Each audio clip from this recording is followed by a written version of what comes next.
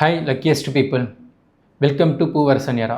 என்னென்னா, தமிழக அரசால் ஆளுநர் ரவிக்கு எதிராக தாக்கல் செய்யப்பட்ட 2 ரிட் மனுக்கள் மற்றும் ஆளுநர் நிறுத்தி வைத்த 10 மசோதாக்களின் லிஸ்ட். தமிழ்நாடு சட்டமன்றத்தில் நிறைவேற்றப்பட்ட மசோதாக்களை ஆளுநர் ஒப்புதல் அளிக்காமல் காலம் தாமதம் பண்ணி வந்ததுனாலையும், பல்கலைக்கழகம் துணைவேந்தர் நியமிப்பதில் அவர் பார்த்திங்கன்னா கோஆப்ரேட் பண்ணாததுனால தமிழக அரசு என்ன பண்ணுச்சுன்னா, உச்சநீதிமன்றத்தில் ஆளுநருக்கு எதிராக 2 கேஸ் ஃபைல் பண்ணாங்க. எப்போனா 31 அக்டோபர் 2023 அப்போ. இந்த கேஸ் பார்த்திங்கன்னா கடந்த பிப்ரவரி மாதம் உச்சநீதிமன்ற நீதிபதிகள் பிரதிபலா மற்றும் மாதவன் ஆகிய அமர்வு முன் விசாரணைக்கு வந்தது.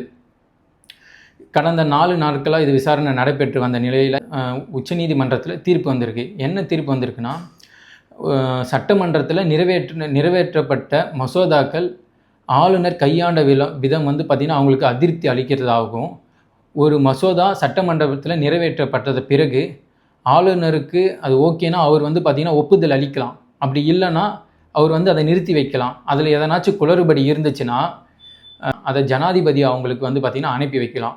அதை விட்டுட்டு அதுக்கு ஒப்புதல் அளிக்காமல் ரொம்ப காலம் அதை பெண்டிங்லேயே போட்டுட்டு அந்த மசோதாக்கள்லாம் செல்லாதுன்னு சொல்கிறதுக்கு பார்த்திங்கன்னா ஆளுநருக்கு எந்த ஒரு தனிப்பட்ட உரிமையும் இல்லை அப்படின்னு சொல்லிட்டு இன்றைக்கி உச்சநீதிமன்றத்தில் தீர்ப்பு வழங்கியிருக்காங்க. இப்போது நெக்ஸ்ட்டு அது என்னென்ன மசோதாக்கள் ஆளுநரிடம் ஒப்படைக்கப்பட்டதுன்னு சொல்லிட்டு நெக்ஸ்ட்டு பார்க்கலாம். 10 மசோதாக்கள். ஃபஸ்ட்டு மசோதா, தமிழ்நாடு மீன்வள பல்கலைக்கழகம் சட்டம் 2012 திருத்துவதற்கான மசோதா எண் 2/2020 ஜனவரி 13, 2020 அன்று ஆளுநரின் ஒப்புதலுக்காக அனுப்பப்பட்டது.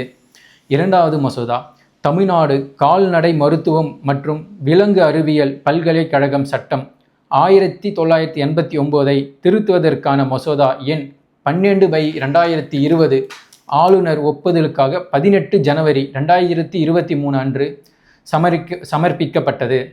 மூணாவது மசோதா, மெட்ராஸ் பல்கலைக்கழகத்தை தவிர ஆளுநருக்கு பதிலாக மாநில அரசால் துணைவேந்தர்களை நியமிக்க அனுமதிக்கும் வகையில் பல்கலைக்கழகங்களின் சட்டத்தை திருத்துவதற்கான மசோதா எண் 24/2022 ஏப்ரல் 28, 2028 அன்று ஆளுநரிடம் ஒப்புதலுக்காக சமர்ப்பிக்கப்பட்டது.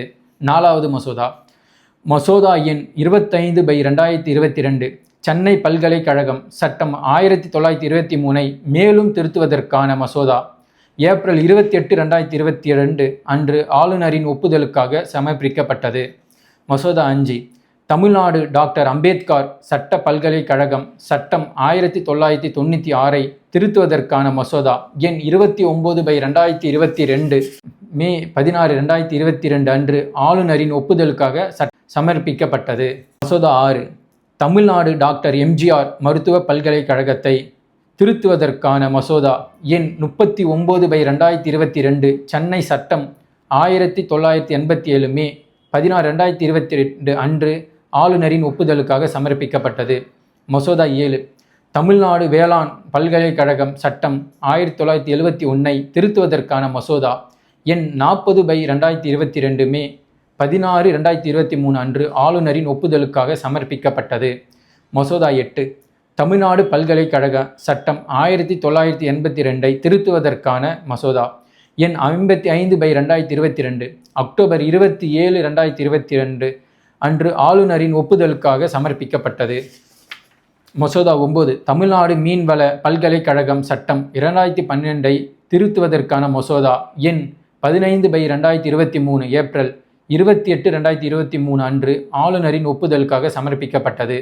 மற்றும் 10வது மசோதா, தமிழ்நாடு கால்நடை மருத்துவம் மற்றும் விலங்கு அறிவியல் பல்கலைக்கழகம் சட்டம் 1989 திருத்துவதற்கான மசோதா எண் 18/2023 ஏப்ரல் 28, 2023 அன்று ஆளுநரின் ஒப்புதல். இவை தான் பார்த்திங்கன்னா ஆளுநர் ஒப்புதலுக்காக அனுப்பி வைத்த 10 மசோதாக்கள். ஆளுநர் ஒப்புதல் அளிக்காமல் இருந்த 10 மசோதாக்களும் இதுதான். உச்சநீதிமன்றத்தால் அப்ரூவல் பண்ணப்பட்ட 10 மசோதாக்களும் இதுதான். தேங்க்யூ.